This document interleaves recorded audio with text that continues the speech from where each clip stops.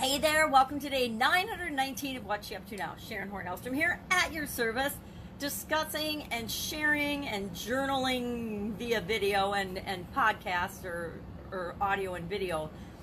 What I'm doing is I transition from the brick and mortar world of business, real businesses, hardcore, different industries, and corporate America for over a quarter century, to the online world. In 2017, I jumped into the online world from the offline world with both feet.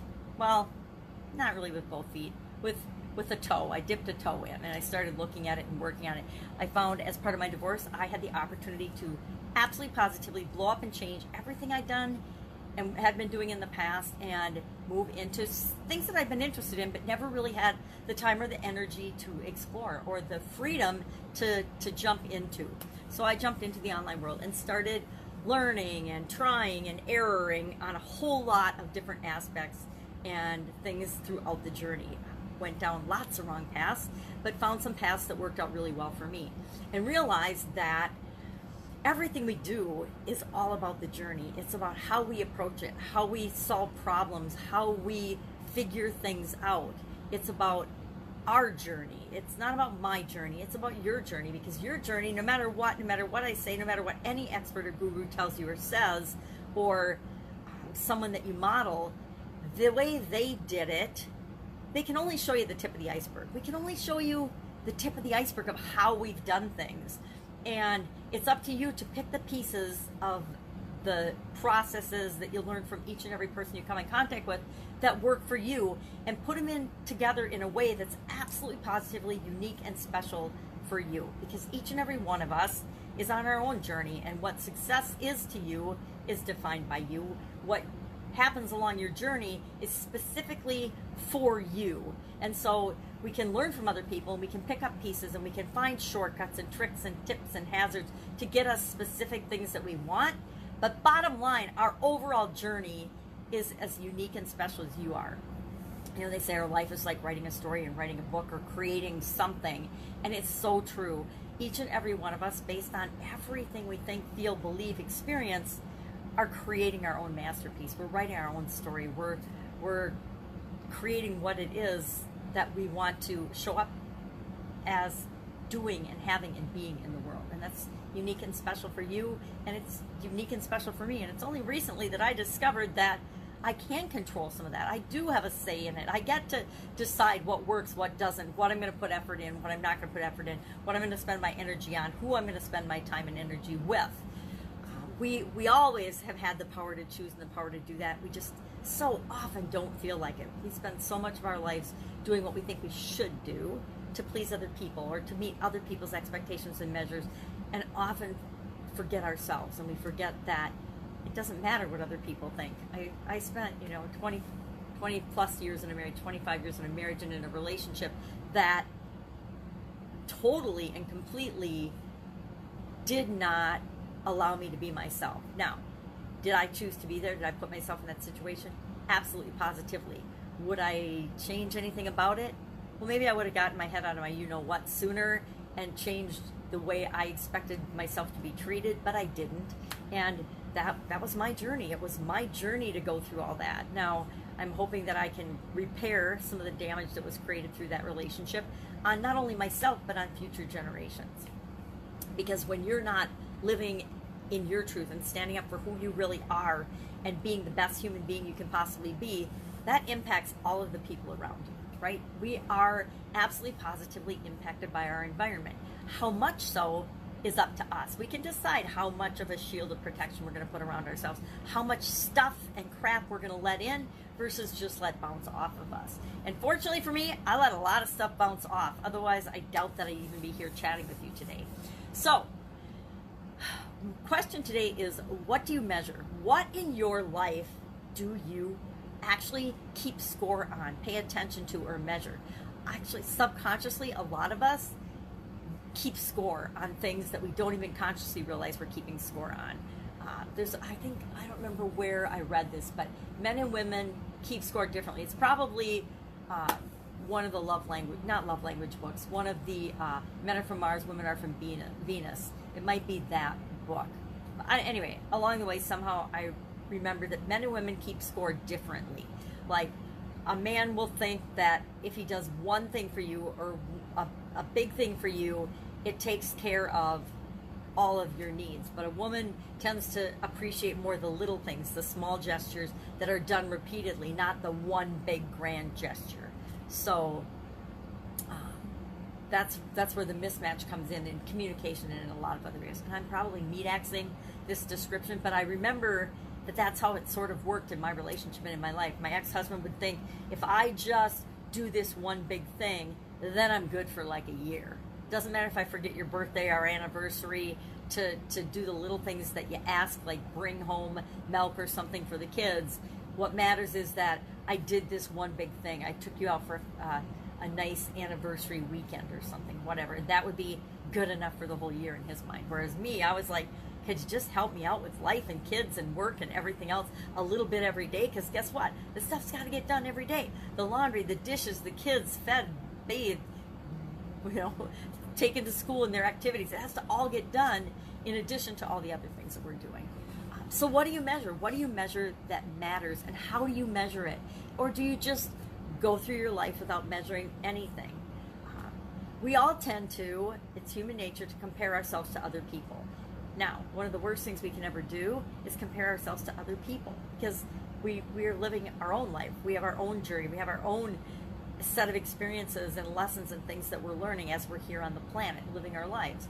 So comparing yourself to someone else isn't necessarily a good measure. It could be a really, really bad measure, especially if you feel like you never measure up and you can never succeed. There are always going to be people or someone on the planet that is better than you at absolutely, positively anything and everything you can imagine. There are.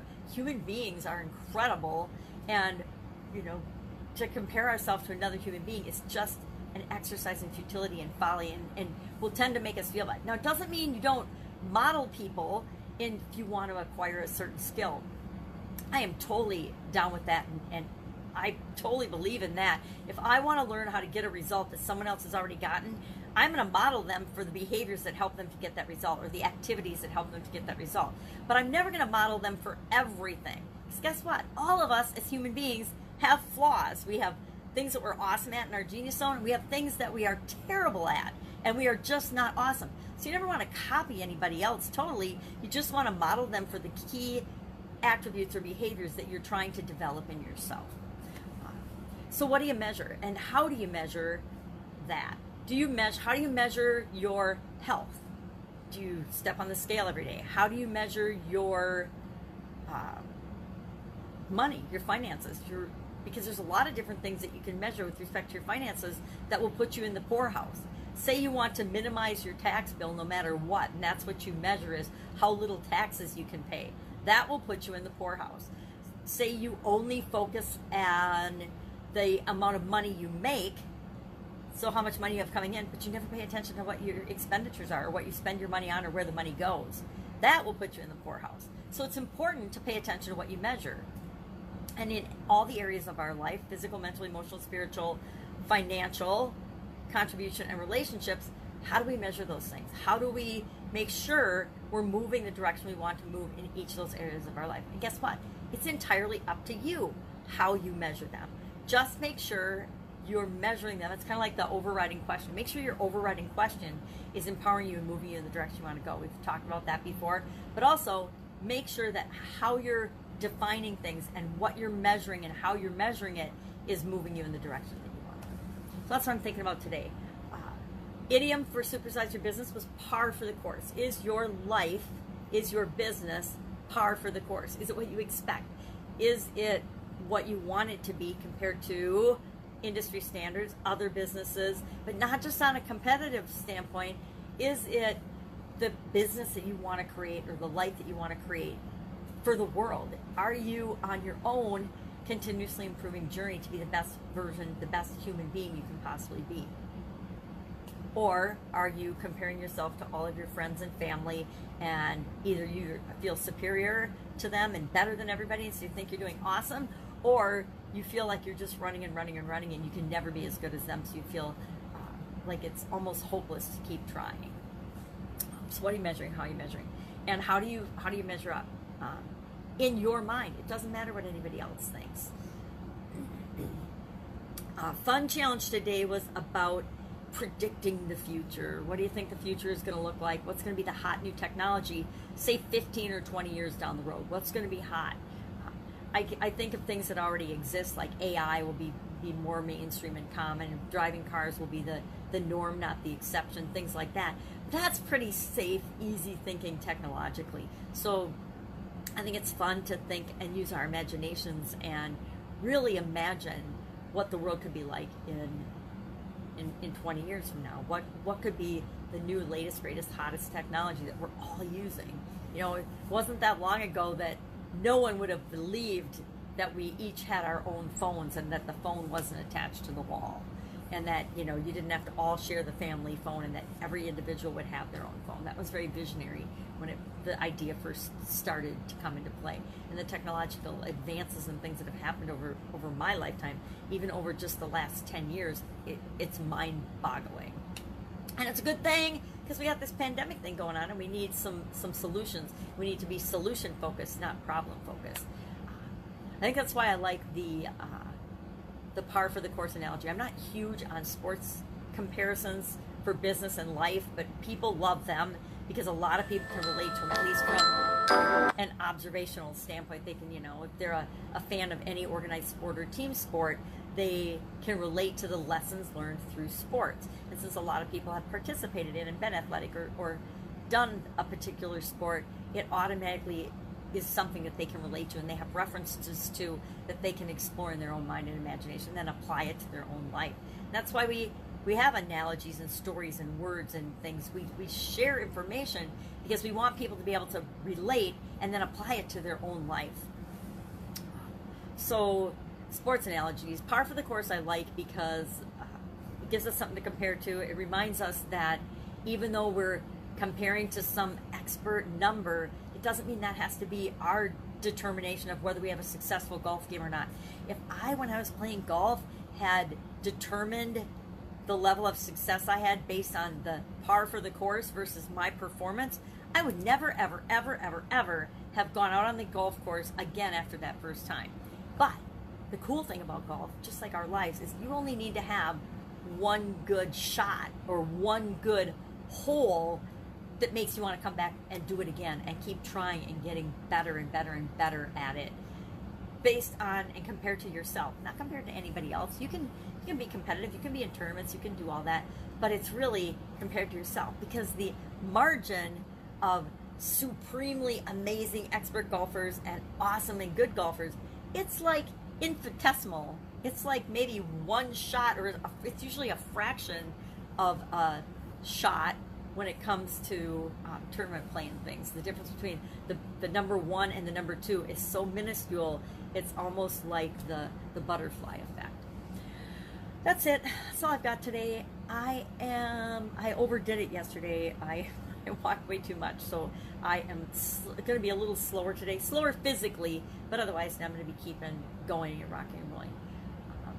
Get Up and Go challenge, I think I talked about that already, was rating the 7 areas. And then finding a creative way to remind yourself of the 7 areas of your life so you don't leave any one out. I left physical well-being out at my peril, and at 50 had a sudden cardiac arrest and dropped dead. Literally dropped dead. And so I'm just lucky that it didn't stick, and that there was somebody there when I went down that knew CPR, because it's not how it goes most of the time.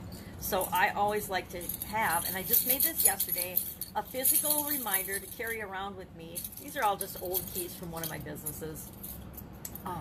And I got made for a car that crashed and burned and got totaled, so I don't really need them anymore.